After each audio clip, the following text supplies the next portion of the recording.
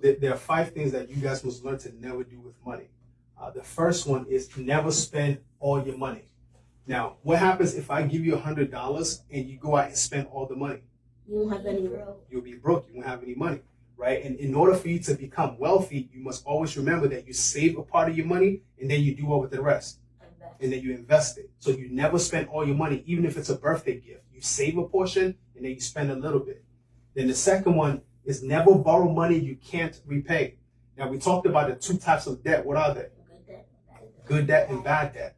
Bad debt is the money that most people can't repay. So always remember that the only reason why you should be borrowing money is when you know that you can invest it into something that would do what? That will make you more money. If it's not going to make you money, then don't borrow money. And then the third one is never depend on one way to make money. Now, if I only have one way to make money and then something happens and that money is no longer coming in, what happens? You don't have any source of income coming in.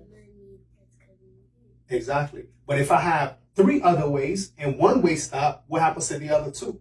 You still have money. I still have money that's coming in. That's why you always want to find multiple ways to make money.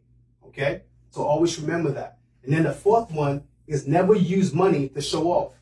Now, one of the things you must understand is this: as you guys continue to get older, everybody's not going to have the things that you have, right? And right now, you guys in school, does everybody wear pair of Jordans? Does everybody wear Nikes? Does everybody wear brand name clothes? No, because some people's parents may not be able to afford it. So never make people feel like you're better than them just because you have money or you have better material things than them, right? Okay. And then the last one is never let money define who you are. Why shouldn't you let money define who you are? If you let money define who you are, if you have a lot of money, you'll be happy. No money, you'll be sad.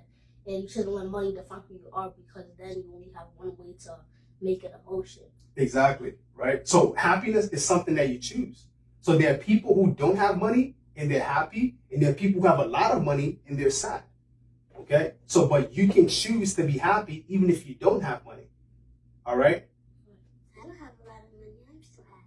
Exactly, right? I mean, you're only 10. So, yeah, you don't have a lot of money, so you can still choose to be happy.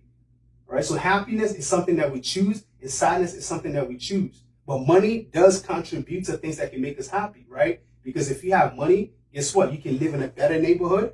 You can buy, nicer cars. You can buy better clothes. You can eat healthier. So money contributes to happiness, but money by itself does not make you happy.